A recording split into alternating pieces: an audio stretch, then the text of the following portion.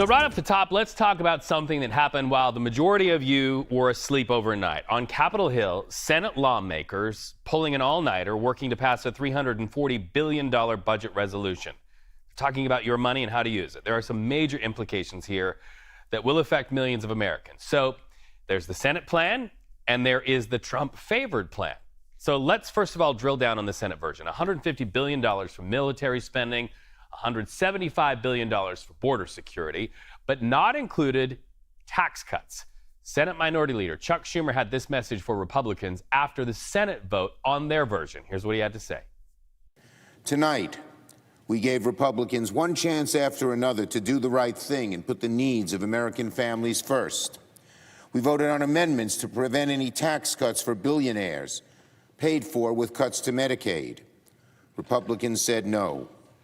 We voted on an amendment to protect maternal and children's health care from draconian cuts. Republicans said no. We voted on an amendment to make it easier for Americans to rent or own a home.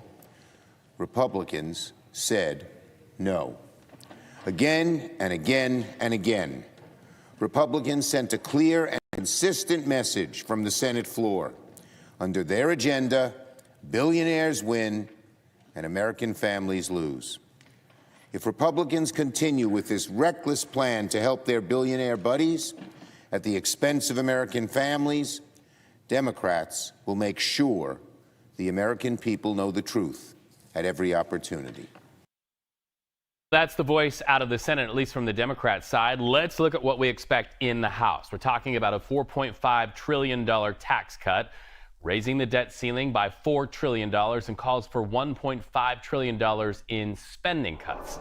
CBS News congressional reporter Taurean Small joins us now. He's keeping us informed in big ways there on Capitol Hill. So, Taurean, two versions. At this point, that's not consensus. Do we expect that we'll either see consensus or one of the versions take the lead? Well, Senate Republicans are hoping they'll find consensus in the conference, not necessarily in the House version of the bill that's set to be voted on sometime soon. The reason why is because that's the traditional process, right? The reason why that might not happen, though, is because Republicans in the House are pointing to President Trump, saying that his endorsement goes a long way, and that's ultimately his will that they're trying to enforce. The thing, though, is Senate Republicans are still a bit wary about utilizing just one bill to pass through all of these priorities, especially those tax cuts. They would rather do it on a second bill.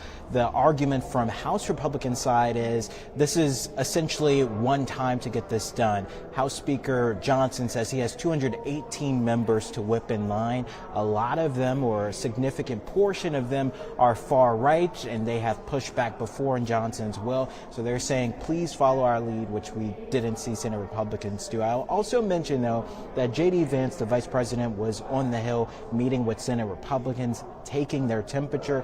Out of that meeting, I talked to Senator Lindsey Graham, who's the Senate budget chair. He said that they were still moving forward with it. He got reassurances from the vice president and the White House. So we'll see what happens, but most likely the hashing out will happen during the conference process of this procedure when the House ultimately passes their bill. Where do you see presidential win, presidential favor? Because obviously with the vice president there in the room talking about this, that win will go right through him. Right, and I think ultimately what is driving House Republicans is the fact that they have the president's favor at this point. Again, this is a massive climb that Republicans are looking to push through relatively quickly, which is why we're seeing this massive bill from the House side compared to the Senate side. The biggest sticking point for Senate Republicans, though, is that massive tax cut inclusion, $4 trillion that fiscal conservatives just can't stomach, at least on the Senate side right now. So we'll see what the president has to say about this, but so far his endorsement will at least give the favor here to House Republicans. The big, beautiful bill, as he calls it. Taurean, I have another question for you. We hear that you saw some drama yesterday, something that happened with an angry crowd and a Georgia congressman. Walk us through that. Yeah, so that congressman was holding a town hall, and during it, his constituents really aired their grievances about the massive cuts and layoffs that are happening in these federal positions under the direction of Elon Musk as the leader, non-leader of Doge. The president saying that, he appointed him to oversee Doge, with the White House saying in legal filings that he isn't an administrator, he serves as a special assistant to the White House. But we saw the constituents of this congressman come out and say that they didn't approve of this when they voted in Donald Trump. I think we have sound. Let's take a listen to what they had to say.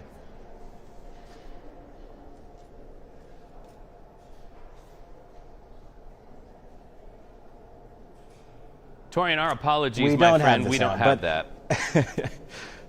Yeah, no worries. What I will say, though, is this isn't happening in a silo. We've seen another Congressman, Kevin Hern of Oklahoma, hold a town hall on Thursday. There, his constituents were also upset. And also happening concurrently are these protests happening around the country led by activist groups, federal union workers as well, saying that this is something they didn't sign up for. And they're asking their congressmen, their senators, to be held accountable for this. So far, though, this is the start of these constituents coming forward during these town halls, so we'll have to keep a close eye on how much this happens moving forward. Taurean, in absence of having that soundbite for you, I do have a compliment. I have two very fly sons who want to fly to Washington, D.C. and go to your barber. They look at your style and say, I want to be like Taurean. I say, think like Taurean before you look like Taurean. They're both good things, but thank you for being a thinker on the Hill. Nice to talk to you, my friend.